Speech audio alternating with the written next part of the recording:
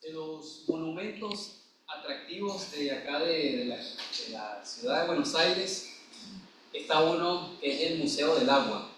Seguramente algunos lo conocen, seguramente algunos lo han visto. No dejen de visitarlo. Si no han entrado a hacer la visita, no se van a decepcionar. Fue inaugurado hace más de un siglo este museo, de apariencia exterior muy vistosa. Si pasan por la avenida Córdoba, por allí con Ayacucho, se van a quedar perplejos si nunca lo han visto, este tremendo monumento. Palacio de Agua. Construida estratégicamente en la parte más alta de la ciudad de Buenos Aires, en su momento. Esta obra, gracias hermano, de salubridad fue creada para albergar una capacidad de 72.000 galones de agua pura, agua potable.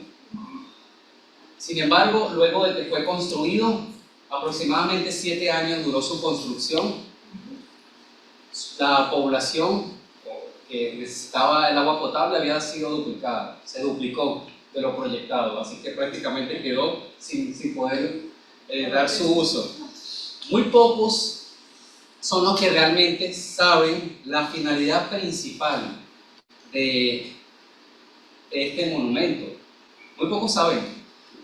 No les quiero hacer spoiler, pero realmente este museo se construyó como una carcasa, como un contenedor. Esa es la función de ese edificio. Ser un contenedor. ¿Un contenedor de qué? Para tapar un gran tanque de agua, para que no le arruinara la vista al barrio de Recoleta. Así que es tremendo, no dejen de visitarlo. Está allí al límite entre el barrio de Recoleta y Valvanera. Está allí al límite, justo al límite. Y ese fue el propósito por el que se creó, para que no arruinara la vista. Pretendía simular un gran caserón a fuego con todo el barrio, pero en realidad tapaba un tanque horrendo, horroroso para los que estaban por allí realmente, un tanque horroroso. De verdad me sorprendió mucho estando allí escuchando eso. ¡Wow! Yo pensaba que por dentro era otra cosa o que se había construido con otros propósitos, con otra finalidad, pero me sorprendí mucho al escucharlo, al enterarme de eso. Ahora, en cuanto ponemos los pies en la tierra y vamos a lo que nos importa, a lo que nos interesa, a lo que venimos acá, a nuestra vida cristiana, me sorprendo, me horrorizo cuando veo cristianos que andan como contenedores, que andan como si fueran carcasas de pecado oculto, de pecado no confesado. Porque realmente si tú eres un contenedor o eres una carcasa de pecado oculto, no te va a ir bien. Creyente, si tú intentas simular limpieza, si intentas simular santidad, pero por dentro estás encubriendo maldad, como le ocurrió a David en este salmo, seremos consumidos en realidad, en serio. Toda nuestra carne será insalubre. Salmo 38, si están allí, Salmo de David para recordar. Jehová, no me reprendas en tu furor, ni me castigues en tu ira, porque tus saetas cayeron sobre mí, y sobre mí ha descendido tu mano. Señor, guía tu palabra esta noche. Queremos estar atentos para sacar los tesoros que tú dejaste en tu palabra, en este salmo. Sabemos y hemos estado escuchando cada jueves, en cada uno de ellos, cómo tú exhortas a la alabanza, exhortas a que busquemos de ti, a que nos consagremos, pero en este salmo tú nos llamas a que prestemos atención a lo que está dentro de nosotros, Señor. Que prestemos atención a tu palabra, Señor. En el nombre de Cristo Jesús, amén. Entonces, el título de nuestra enseñanza de este salmo de esta noche es Consumido por el pecado. Y el tema, ¿cómo trata Dios con el pecado oculto? Con el pecado no confesado. Este salmo, junto con el Salmo 32 y el Salmo 51, se dice en los comentarios de que el contexto es parecido, que pudo haber sido escrito luego de que David pecó con Betsabé por adulterio y seguidamente homicida por matar a Urías, ¿no?, al esposo de Betsabé. Estando en ese estado, él estando allí maquinando qué iba a hacer para tapar todo eso negro que se había generado, bueno, lo pone en ese contexto.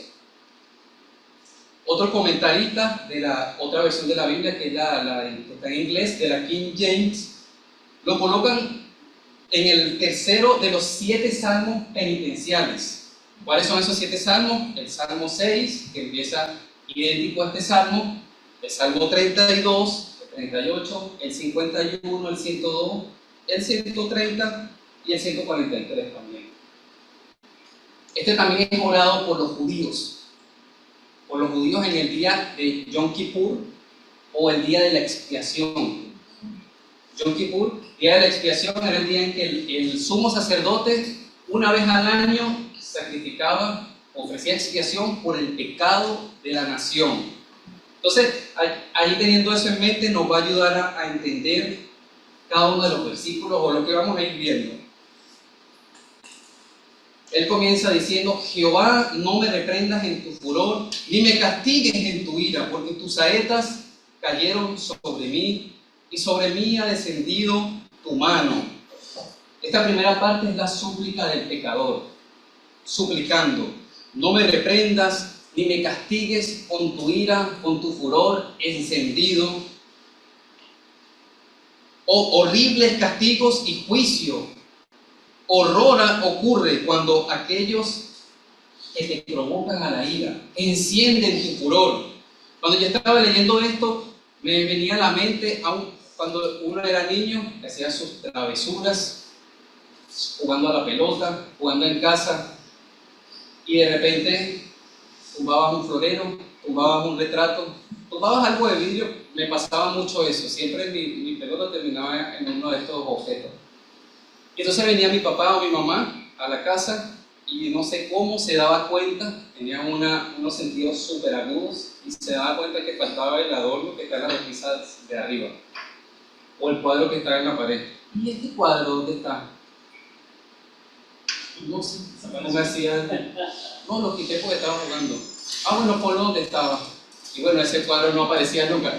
Pero entonces en ese momento que ellos sabían qué había ocurrido, venía lo inminente, ser disciplinado, la vara de la corrección. Bueno, en ese momento cuando venía lo inminente, uno se ponía en esa actitud, o me ponía yo de súplica: no papi, estando pequeño, pero no papi, o no mami, no me pegue, no me castigue, no me pegue, no me castigue, perdóname, no lo vuelvo a hacer. Y aquí tenemos esta misma actitud de David también, como un niño que hizo mal y que sabe que hizo mal y que va a recibir un castigo, que va a recibir una reprensión por eso malo que hizo. Entonces, lo único que puede salir en ese momento es una súplica, la súplica del que hizo algo malo, del que sabe que hizo algo malo, y esta es la súplica del pecador en este caso.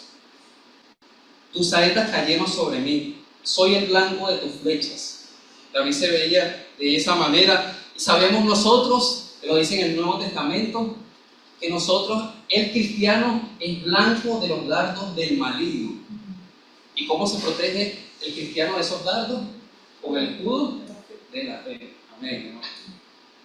En este caso, estaban clamando a David flechas que estaban siendo entesadas y arrojadas por el Dios Santo, que es muy limpio de ojos para ver el mal. El mismo Dios era el que estaba arrojándole flechas a David. Así lo veía y así se sentía él, de esta manera: la mano de Dios está sobre mí y me está aprisionando con dolor, me está apretando la mano del Señor. Todavía no sabemos el motivo, aparentemente. No lo ha declarado todavía. Por eso mi súplica es: no me reprendas, no me castigues.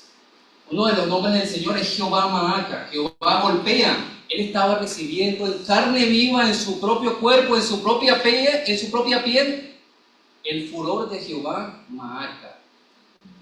Jehová golpea como un martillo. Seguro algunos dirán: pero ¿qué de la misericordia de Dios? ¿Qué del Dios de amor? ¿Qué de ese Dios que ustedes predican y pregonan? Que Él ama, que dice Cristo te ama, que dice Dios te ama. ¿Qué de ese Dios? Si cuando lees este salmo, lo que hace es golpear con un martillo, prácticamente, fulminándolo. Sí, pero esto es parte de su amor. Esto es parte del amor de Dios para con sus hijos, porque nos muestra cómo Él trata el pecado en lo oculto, el pecado no confesado. Segundo punto: sufrimientos internos y externos. Versículos 3 al 8 y versículos 10 al 12. David nos narra acá síntomas de una enfermedad. Versículo 3. Nada hay sano en mi carne, a causa de tu ira, ni hay paz en mis huesos a causa de mi pecado.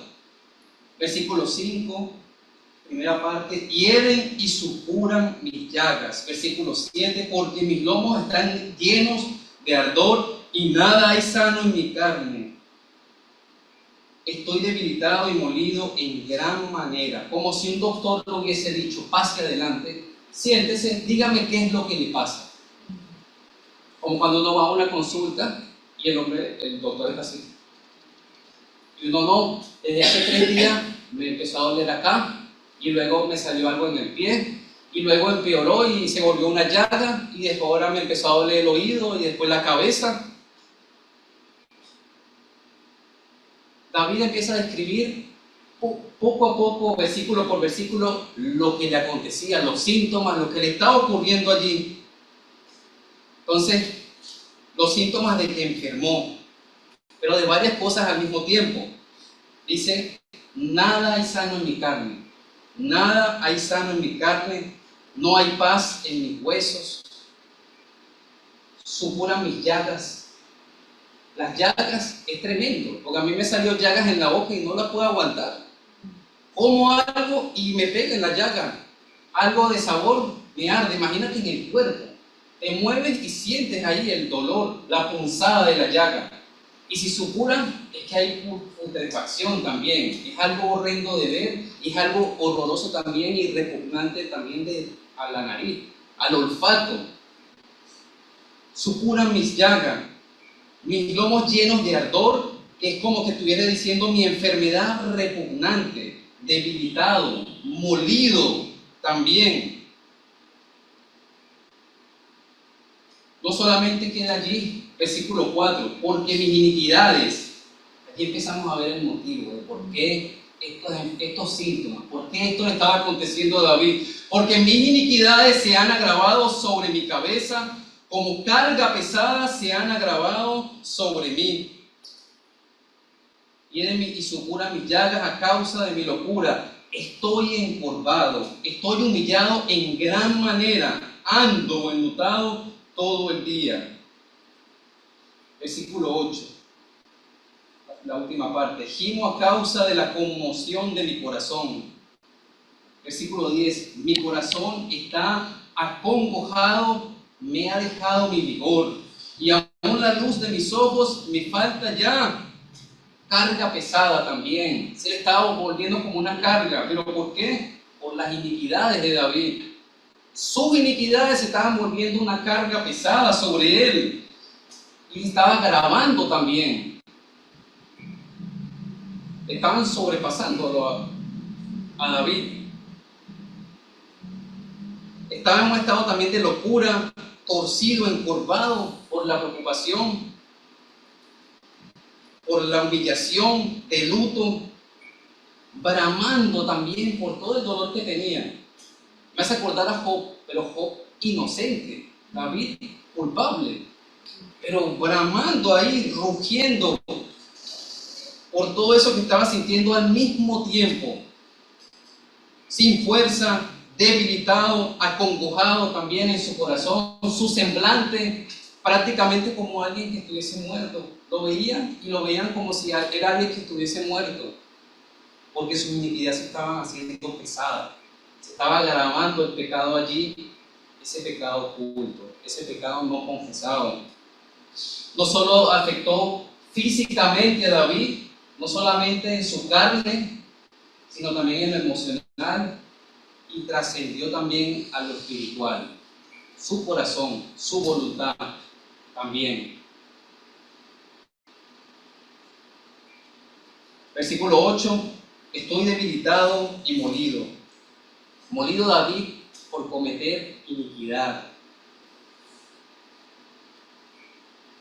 Culpable David, por eso estaba molido. En Isaías 53:5, lo busco rápidamente, lo tengo acá.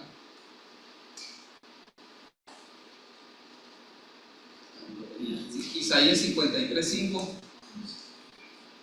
Mas él herido fue por nuestras rebeliones, molido por nuestros pecados. El castigo de nuestra paz fue sobre él, y por su llaga fuimos nosotros curados. Referente al varón de dolores, referente a nuestro Salvador Cristo, molido por nuestros pecados, molido siendo inocente, contrario a lo que dice el Salmo 38, a lo que padecía el salmista, a lo que estaba sufriendo David. Se suman más males a esto, a David, se suman más males todavía. Versículo 11 y 12. Mis amigos y mis compañeros se mantienen lejos de mi plaga, y mis cercanos se han alejado. Los que buscan mi vida arman lazos, y los que procuran mi mal hablan iniquidades y meditan fraudes todo el día. Se le suman más males, más males. Él está allí orándole, David con el Señor, hablándole, Señor, todo esto, los síntomas, es lo que me ocurre. Y no solamente eso, mis amigos, los que me rodeaban, estoy aislado y acechado. Se suman más males al quebranto, porque el Señor está juzgando ese pecado allí, no solamente por las aflicciones físicas, por lo emocional y lo espiritual, sino ahora usando a los que acechaban su vida también, siendo aislado, porque sus conocidos se alejaban ante su plaga. Ni siquiera puedo contar con la compañía de mis amigos. Todos se alejaron. Qué triste cuadro, ¿no? Todo blanco y negro, la lluvia, me imagino así, lluvia, prácticamente así, todo blanco y negro así. Ni siquiera puedo contar con eso. Los que me acechan ven esto y ven la oportunidad perfecta y empiezan a tramar. En medio de mi debilidad y enfermedad comienzan a planear fraudes, cosas maquiavélicas, porque los escucho, Señor, porque escucho, veo cómo quieren tender lazo para mi aniquilación. Luego de escuchar todos los síntomas, porque realmente es muy detallado David acá, luego de escuchar todos los síntomas, el diagnóstico es pecado oculto. Porque de esta manera trata Dios con la iniquidad no confesada de sus hijos. No es un juego, hermano, no es un juego ocultar tu pecado y tu iniquidad que piensas que no va a ser descubierta por nadie. No es un juego, realmente. Dios va a tratar con eso. El tercer punto, resignación, confesión y súplica. Versículo 9 y del 13 al 22. En el versículo 9, Señor, delante de ti están todos mis deseos, y mi suspiro no te es oculto. Señor, reconoce que Él está ante un Dios omnisciente, un Dios que todo lo sabe, que no pasa por alto todo el sentir, todo lo que ocurre dentro de Él mismo, de David. Yo no oigo, versículo 13, mas yo como si fuera sordo, no oigo, y soy como mudo que no abre la boca. Soy pues como un hombre que no oye y en cuya boca no hay reprensiones. porque en ti, oh Jehová, he esperado. Tú responderás, Jehová, Dios mío. Dije, no se alegren de mí cuando mi pie resbale, no se engrandezcan sobre mí. David calla y ensordece. Nos dice allí, hace la comparación. Soy como un mudo que no hablo y soy como un sordo que no oigo. Él dice, por mi propia boca no voy a responder a eso. No voy a responder a los fraudes que están planeando mis enemigos, los que buscan mi vida. Yo no voy a tomar propacción. Tampoco ninguna reprensión va a salir de mi boca. De hecho, en su humillación, era incapaz de responder alguna reprensión contra él. ¿Qué iba a justificarse si su iniquidad estaba sobre él? Si él estaba ocultando pecado. ¿Cuántas veces nosotros andamos así, con una conciencia sucia, y no podemos responder cuando nos atacan, cuando hablan algo de nosotros? Incapaces de responder porque hay algo oculto allí, porque hay una conciencia sucia. Ninguna palabra salió de su boca y ensordeció. Por su propia mano, él no iba a responder por su propia boca. Este comportamiento lo podemos ver reflejado en un cuadro a Cristo también, cuando estaba allí frente a los que los acusaban a él, sacerdotes, escribas, todos allí armando una treta, armando personas que dieran falso testimonio contra él. No lo conseguían, pero él estaba callado por completo. Pero no era un callado porque tenía la conciencia intranquila o sucia, no, el Señor no se encontró pecado en él, era totalmente inocente el Señor, pero pese a ello él fue a la cruz por el pecado de nosotros, porque era lo que estaba cometido, por el gozo que estaba puesto delante de él, no también, como nos dice la palabra. El salmista dejó para que Jehová responda a sus adversarios, y no solamente es eso, sino sus peticiones, sus deseos. Él sabe que Dios las conoce, están delante de él las peticiones. Al principio habíamos leído, antes de empezar el versículo 1, dice Salmo de David para recordar. Ese para recordar, dicen los comentaristas, que pueda estar haciendo referencia a que David haga ver al Señor, que el Señor recuerde su pacto con él, con el pueblo de Israel, y el Señor traiga a la memoria las promesas que le ha hecho a ellos también, para recordar. Señor, recuerda frente a esto que me está ocurriendo, trae a la memoria, trae acá, encima de esto, el pacto, Señor, lo que tú hiciste con nosotros, lo que dijiste que ibas a hacer por tu pueblo. Versículos 17 al 18. Pero yo estoy a punto de caer, y mi dolor está delante de mí continuamente. Por tanto, leemos juntos este versículo 18. Por tanto, confesaré mi maldad y me contristaré por mi pecado. Esto es un punto de inflexión acá. De estar abajo, llegamos a ese punto de inflexión para un giro hacia arriba, para levantarse de la miseria en que estaba, padeciendo enfermedad en su carne, en lo emocional, en lo espiritual, amigos abandonándolo, enemigos acechándolo, y aquí está el punto de inflexión.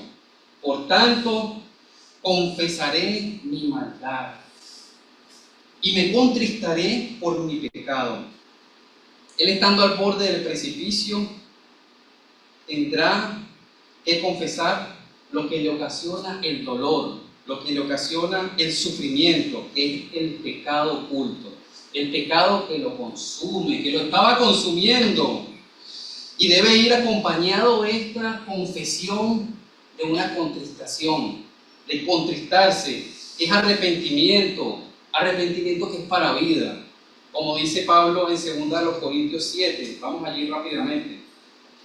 2 Corintios, capítulo 7. Este es el arrepentimiento. Hay dos arrepentimientos acá, pero uno, el que estamos refiriendo en el Salmo 38.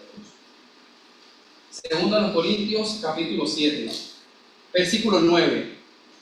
Pablo, luego de haberles escrito a ellos la primera carta, viendo lo que ocasionó en ellos, cómo impactó, y qué les dice acá: ahora me gozo, no porque hayáis sido contristados, es decir, entristecidos, sino porque fuisteis contristados para arrepentimiento, porque habéis sido contristados según Dios, para que ninguna pérdida padecieseis por nuestra parte.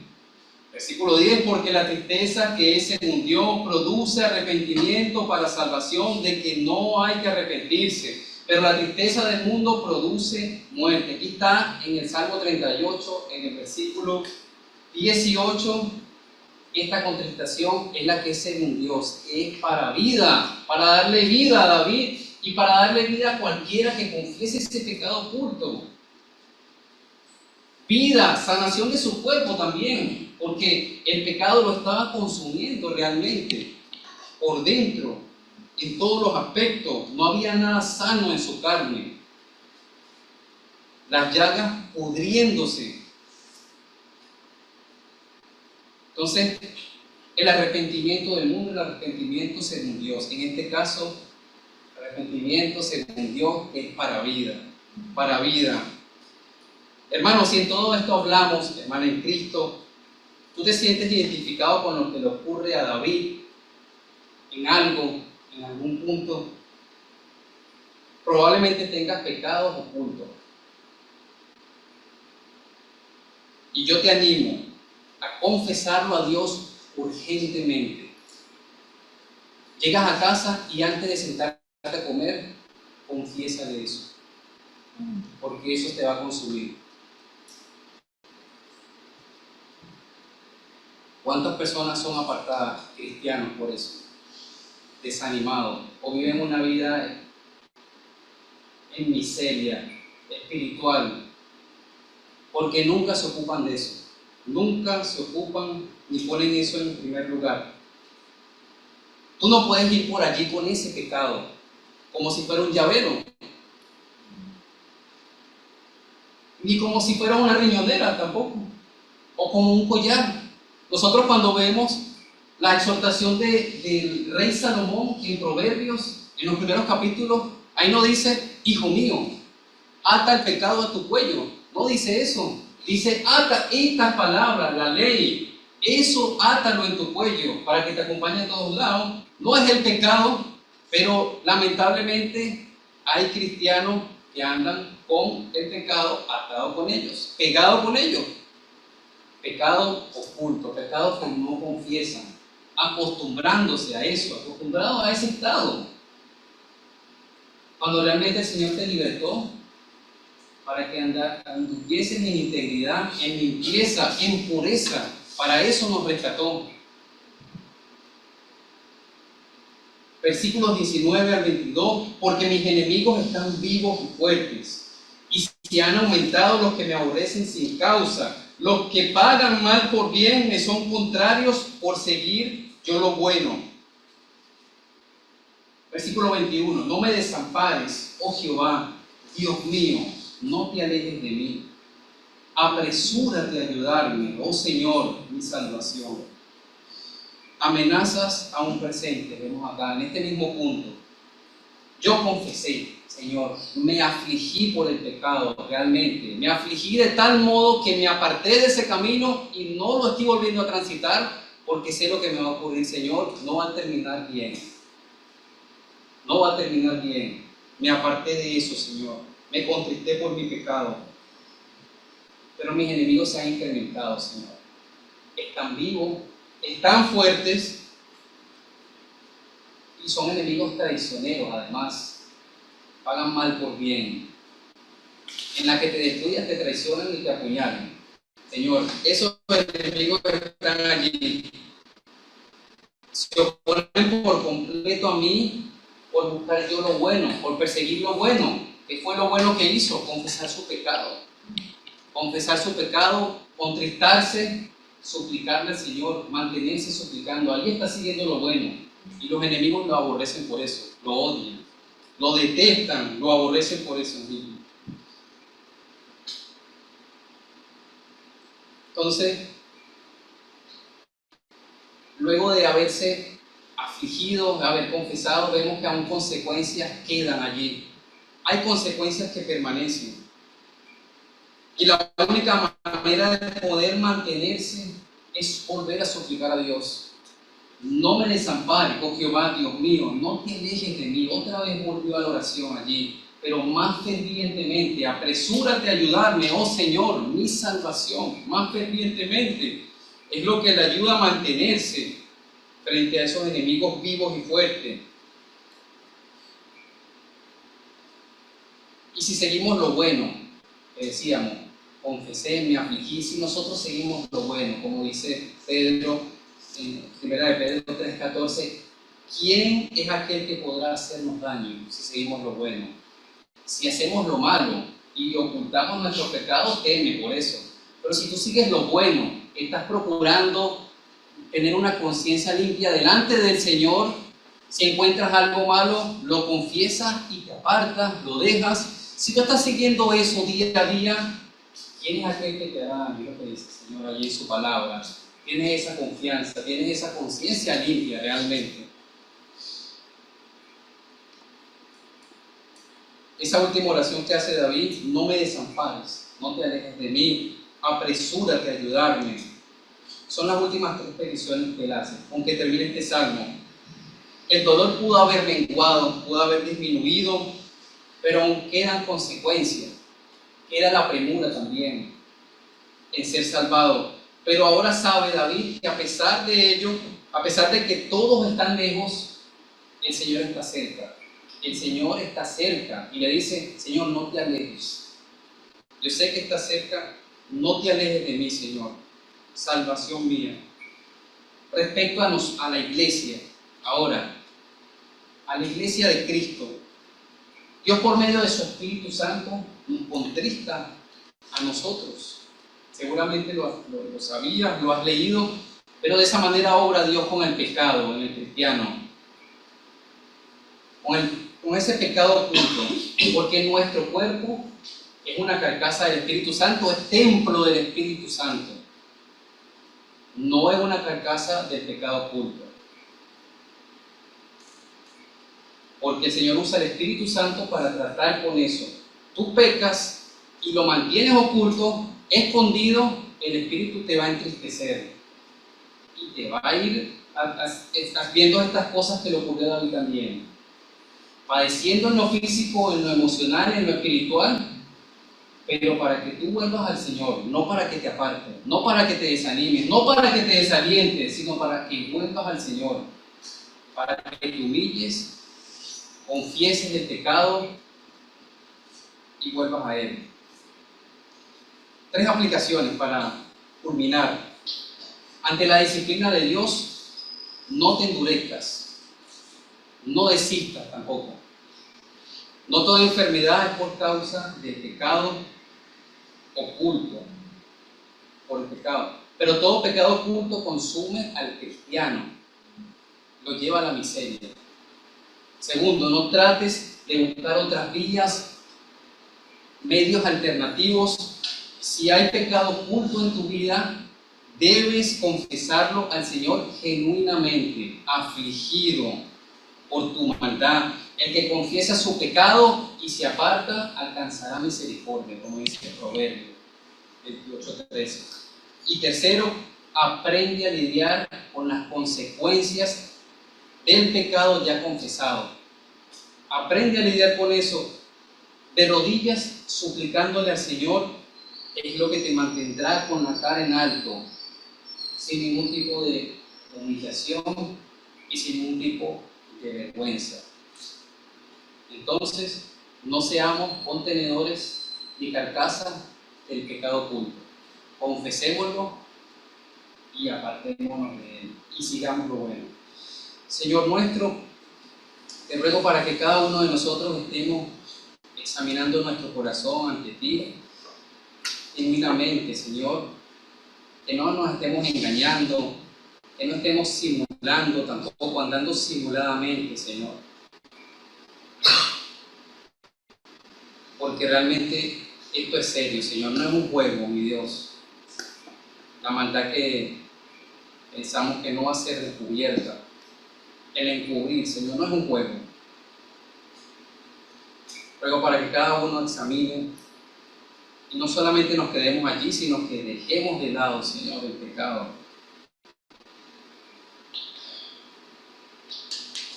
Te ruego, Señor, por eso.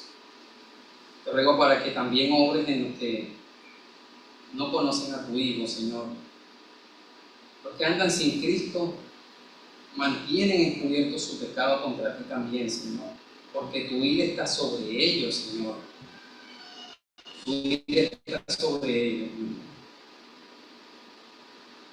Que los que no te conocen acepten a tu Hijo, se arrepientan de su pecado, Señor, y acepten la salvación de Cristo Jesús.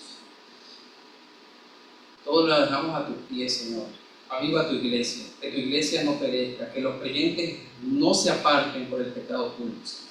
Ruego por los hermanos que se han apartado, o hermanas, por esto, Señor, porque se mantienen alejados de tu voluntad por esto. En el nombre de Cristo Jesús. Amén.